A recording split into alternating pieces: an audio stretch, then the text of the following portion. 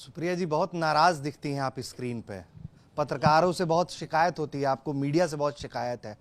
मैं लगातार ये बात समझने की कोशिश करता रहता हूं कि पत्रकार है, सवाल पूछ रहा है, किस धड़े के लिए कौन क्या कह रहा है वो एक मसला है, लेकिन अचानक से पत्रकार एक दिन उठता है और पता चलता है कि वो किसी पार्टी में शामिल हो गया और जाकर चुनाव लड़ लेता है। तो दिक्कत तो ये है कि वो जब तक पत्रकार रहा, अब उसकी ईमानदारी जो है वो कैसे ईमानदार रहा होगा उस दौर में जब वो किसी पार्टी में अगले दिन शामिल हो जाता है। आप भी पत्रकार, डायरेक्ट सवाल पूछिए। मैं आ रहा हूँ, सीधा मुझसे पूछिए। मैं आ रहा हूँ, वहीं आ रहा हूँ। नहीं, जलेबी इसलिए बना रहा हूँ क्योंकि सिर्फ मसला एक का नहीं है, बहुत है। नहीं, आप मुझसे तो मेरे बारे में और आप भी पत्रकार रही और अच्छा सवाल पे आई। आप पत्रकार रही और उसके बाद आप कांग्रेस के टिकट पर चुनाव लड़ गई। अब आजकल मीडिया से बहुत नाराज रहती हैं आप, चूंकि हम सब हैं तो मालूम है सिस्टम में। तो ये क्या सिस्टम होता है ये कि अचानक से एक दिन पत्रकार उठता है, पार्टी में चला जाता है, या वो पहले से ही बैटिंग कर रहा होता है पत्रकारिता के दौरान अपनी पार्टी के लिए और फिर वहां अपनी लॉयल्टी साबित करता है और वो टिकट पा लेता है, चुनाव लड़ लेता है? बहुत बढ़िया आपने सवाल पूछा। सीधा पूछते तो मुझे और खुशी होती। आपने जबरदस्ती एक भूमिका बनाई। सीधा सवाल पूछना चाहिए, आपके मंच पर हूं, आप जितना मुझे पूछना चाहिए पूछिए। मैं बिल्कुल नाराज नहीं रहती हूं। मैं आपको दोनों सवालों का जवाब, मैं बिल्कुल नाराज नहीं हूं। मैं नाराज नहीं होती हूं, लेकिन मैं आईना दिखाने का काम उन पत्रकारों को जरूर करती हूं जो मैं थोड़ा कंफ्यूज हो जाती हूं कि भाजपा का प्रवक्ता कौन है और एंकर कौन है। जब एंकर खुलकर भाजपा का प्रवक्ता बन जाता है या भाजपा के प्रवक्ता को लपेट रहे हैं, वो आंकड़ों का जवाब नहीं दे पा रहा है, तुरंत एंकर ब्रेक ले लेता है, तो उस एंकर को आईना दिखाना जरूरी हो जाता है। आप बेरोजगारी पर सवाल करिए और वो ले जाए हिंदू मुसलमान पर, तो उसको आईना दिखाना जरूरी होता है। वो काम मैं करूंगी। किसी को दिक्कत है मत बुलाए मुझे अपने शो में, किसी को दिक्कत है ना पूछे मुझसे सवाल।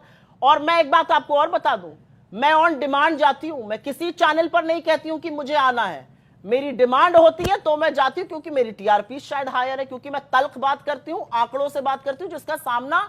और मैं बहुत दुख के साथ एक बात कहना चाहती हूं, 10 साल में पत्रकार भी बहुत बदल गए, बहुत बदल गए पत्रकार। 10 साल में पत्रकारिता कैसे बदली मैं आपको बताती हूं। 2012 में मैं भी पत्रकार थी, निर्भया कांड हुआ था। रात भर इंडिया गेट पर रहते थे और सरकार को घेरते थे और सवाल पूछते थे जबकि कार्रवाई हो रही थी। आज पत्रकार क्या कहता है? मणिपुर हो जाता है, पत्रकार वही वॉट अबाउटरी करता है जो भारतीय जनता पार्टी करती है। आज एंकर आपसे कहता नहीं आप राजस्थान का जवाब दीजिए, आप सबका जवाब लीजिए हमसे, लेकिन क्या राजस्थान, छत्तीसगढ़, बंगाल, बिहार, जहां का भी आप ले लेते हैं, वहां पर 90 दिन से हिंसा हो रही है। वहां पर 90 दिन से आपके एमएलए कह रहे हैं कि राज्य प्रायोजित हिंसा है। वहां पर 90 दिन से गवर्नर कह रही है कि त्रासदी इतनी ज्यादा है, मैंने ऊपर वालों को बता दिया है, बात संभल नहीं रही है। वहां पर 90 दिन से आपका विधायक हिंसा में ग्रसित होकर लकवा मार के बिस्तर पे पड़ा है। वहां पर 90 दिन के बीच में एक वीडियो आता है जिसके बारे में 78 दिन से किसी को पता नहीं था। कार्रवाई वीडियो बनाने वाले के खिलाफ शुरू हो जाती है, किसने वीडियो पोस्ट किया उसके खिलाफ शुरू हो जाती है, ट्विटर के खिलाफ शुरू हो जाती है। प्रधानमंत्री 36 सेकंड बोलेंगे और मीडिया उसका समर्थन करेगा, तो ऐसे मीडिया को तो आईना दिखाना पड़ेगा। बुरा लगता है मेरी बला से, मेरा काम है एक पक्ष रखना, मेरा काम है जो मुझे सत्य लगता है मेरे हिसाब से वो दुनिया को दिखाना और वो बोलना। आंकड़ों पर अगर मैं कभी गलत बोलूं आप मुझे जरूर पकड़िए, मैं आंकड़े पढ़कर आती हूं, मैं शो के पहले 2 घंटे पढ़ाई करती हूं, मैं ऐसे बकबक करने नहीं आ जाती। बहुत सारे भाजपा के प्रवक्ता हैं, आप पूछे राम वो बताएंगे रहीम, आप पूछे उत्तर वो बताएंगे पश्चिम। क्यों? क्योंकि पढ़ते ही नहीं है, पता ही नहीं है देश में क्या हो रहा है। दिक्कत की बात यह है कि भाजपा का बड़ा प्रवक्ता कितनी हम दिखा दें कि हम भाई टॉनिक पर बात करेंगे और आम कैसे काटने पर बात करेंगे, वो पत्रकारिता मेरे हिसाब से गलत है, मैं उसका समर्थन नहीं करती हूं। आपने मुझसे एक डायरेक्ट सवाल पूछा कि मैंने, और मैं अपने बारे में बात करूंगी, किसने क्या किया मुझे नहीं पता। मैं एक पत्रकार थी और मैंने 20-22 साल पत्रकारिता करी। अगर मेरी पत्रकारिता में एजेंडा होता तो भारतीय जनता पार्टी ने मेरे चिथड़े उड़ा दिए होते अभी तक।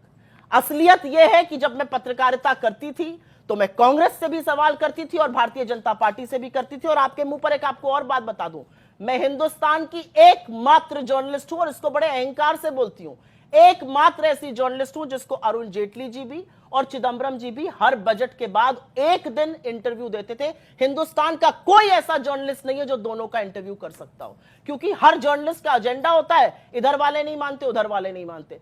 तो मैंने जो पत्रकारिता करी वो बहुत ईमानदारी से करी। और मैं आपको एक बात और बता दूं, बहुत लोगों को यह नहीं पता, मेरे पिताजी कांग्रेस के एमपी थे और कांग्रेस के बहुत लोगों को यह बात नहीं पता थी मेरे आज general secretary communication Jairam Ramesh ji को यह बात मेरे कांग्रेस ज्वाइन करने के, प्रवक्ता बनने के बाद पता चली।